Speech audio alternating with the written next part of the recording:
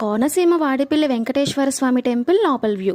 దేవుని దర్శనం చేసుకోవడానికి వచ్చిన వాళ్ళకన్నా దేవుని సేవ చేసుకోవడానికి వచ్చిన వాళ్ళు ఎక్కువ మంది ఉన్నారు.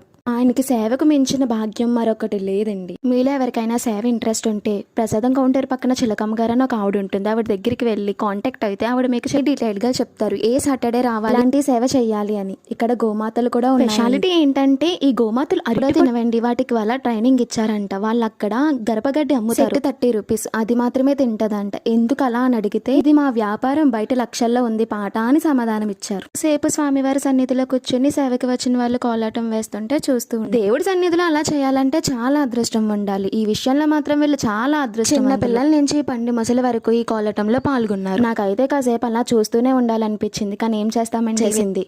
నెక్స్ట్ ఈ పిల్లలు రెడీగా ఉన్నారు కోలాటం. అలా వాళ్ళకి ఆల్ ద బెస్ట్ చెప్పేసి వచ్చేసాం అక్కడి నుంచి.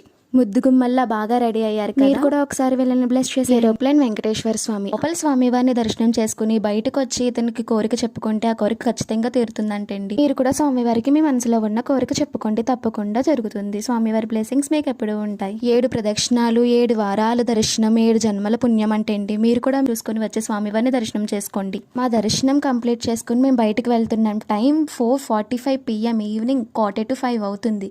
ఇంకా ప్రదక్షిణాలు చేస్తున్నాం. స్వామివారు ఎక్కడుంటే అక్కడికి భక్తులను రప్పించుకుంటారని అందరూ అంటూ ఉంటారు కదా. ఇలాంటివి చూసినప్పుడే నాకు నిజమేమో అనిపిస్తుందండి. అయితే ఇంకా చాలా విషయాలు చెప్పాలండి. ఛానల్ సబ్స్క్రైబ్ చేసుకోండి.